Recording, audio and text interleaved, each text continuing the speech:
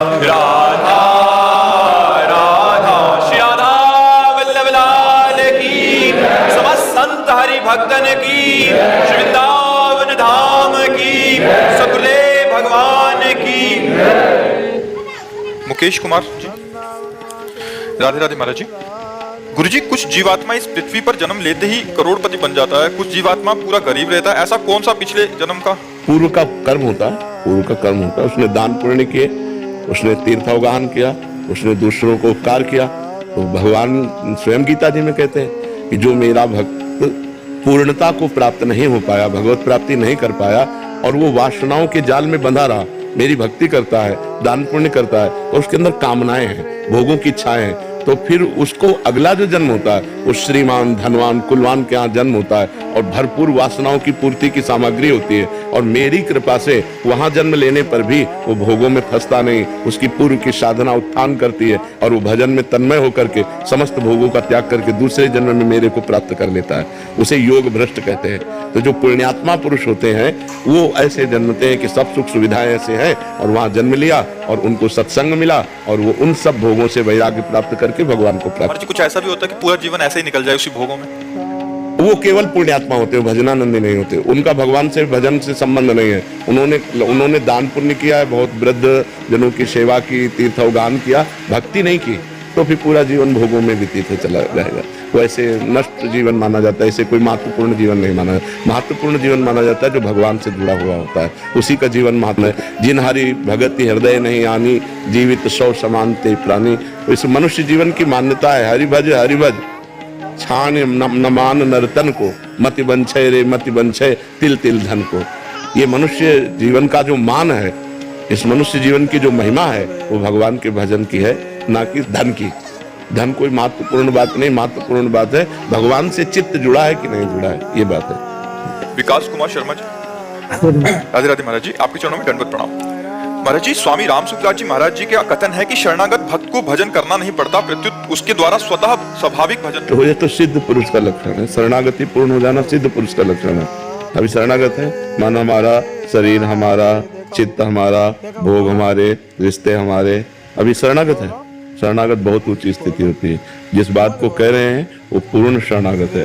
मन कृष्णाकार, बुद्धि कृष्णाकार, चित्त कृष्णाकार, अहम कृष्णाकार, शरीर समर्पित, वाणी समर्पित, मन समर्पित, स्वयं समर्पित, उसे शरणागत कहते हैं। तन्वांग मनोभिरमले शोभम तविवाप्युता।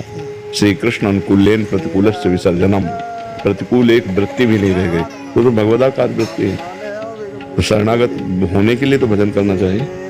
जो शरणागत हो गया तो भजन स्वतः होता है, नहीं तो क्या तुम शरणागत नहीं हो क्या?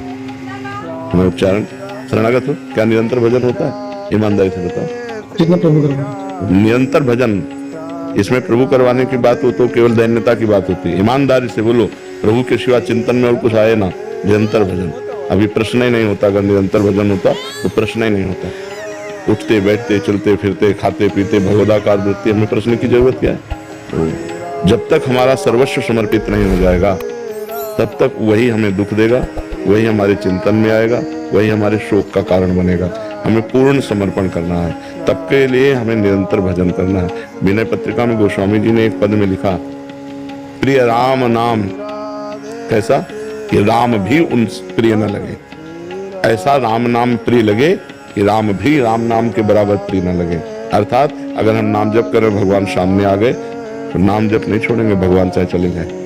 इतना प्रिय भजन होता है शरणागत का। अभी हमारी स्थिति कहाँ है? अभी हमारी स्थिति जगत में ही है, जगदीश में नहीं है।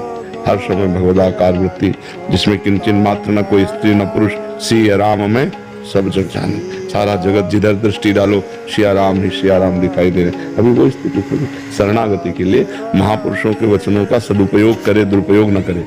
जब हम तो शरणागत है, शरणागत को तो भजन करना नहीं, तो हमारी इंद्रियां, हमारा मन ये विषयों में चला जाएगा और हमारे द्वारा कुमार्गगामी प्रवृत्तियां होने लगेंगी।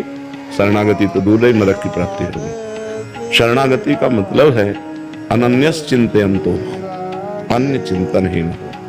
शो अनन्य गति जाके असमति न टरे हनुमंत, मैं सेवक सचराचर रूप स्वामी भगवंत। ये स्थिति चौपाई दोहा याद कर लेना, हम जैसे याद करके बोल दिए, आप याद करके बोल दिए, ये अलग बात है। स्थिति, इस स्थिति के लिए निरंतर नाम जप, कोई और साधन नहीं, निरंतर नाम जप।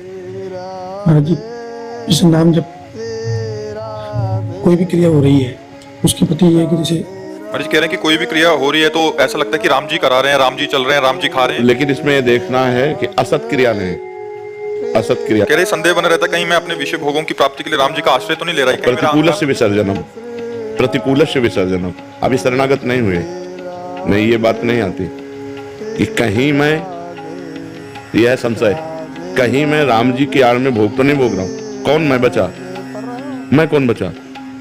शरणागत कौन हुआ? मैं कहीं राम जी की आड़ में विषय भोग न कर रहा हूं तो आपका शरीर, आपका मन, आप तो शरणागत कौन हुआ? इसीलिए हम कह रहे थे अभी कि अभी शरणागति नहीं हुई। जिस शरणागत की बात होती, जैसे चेहरा देखने से पता चल जाता है पीलिया रोग है कि नहीं है नेत्रों से, ऐसे ही पता चल जाता है शरणागति की स्थिति दर्शन मात्र से।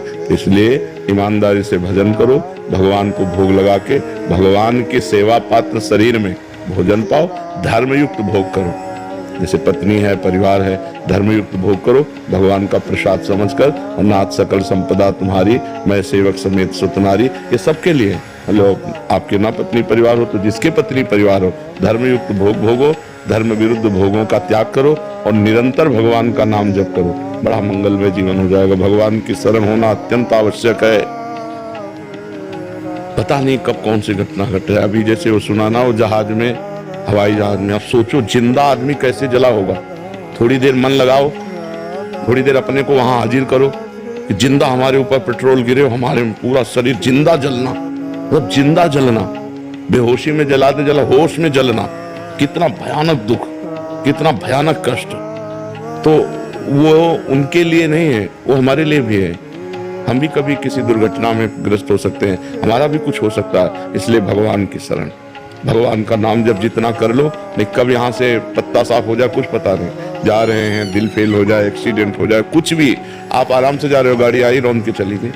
कितने ऐसे केस होते हैं, कब कहाँ कौन। अच्छा, हवाई जहाज वाले तो जल गए, लेकिन जहाँ हवाई जहाज गिरा वहां भी तो लोगों की हानि हुई होगी। अब वो अपने आनंद से कोई खा रहा है, कोई पी रहा है, कोई घूम रहा है, कोई बात कर, कब कहाँ क्या हो जाए, इसका नाम मृत्यु लोक है, बड़ा भयावह है। इसलिए भगवान का नाम जप करना अत्यंत आवश्यक है।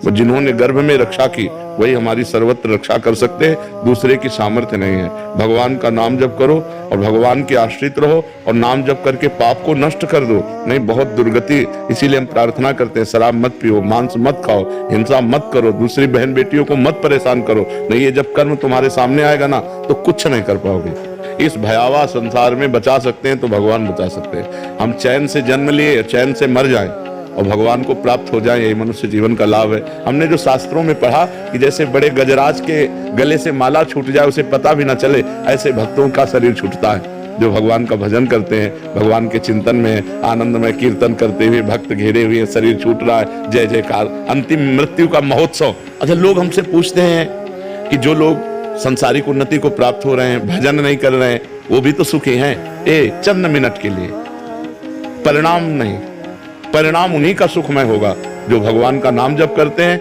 धर्म में चलते हैं, जीवों पर दया करते हैं। आध्यात्मिक बैलेंस शीट अच्छी करनी पड़ेगी। हाँ बिल्कुल बिल्कुल, बिना आध्यात्म नहीं नहीं, हाँ भौतिक उन्नति कुछ नहीं है, क्योंकि परिणाम हमें देखना। परिणाम में क्या है, इस शरीर को तो नष्ट ही होना है, तो इस शरीर के लिए हम पाप क्यों करें। इस शरीर से हम भगवान की शरण में हो, भगवान का नाम जप करें, अच्छे आचरण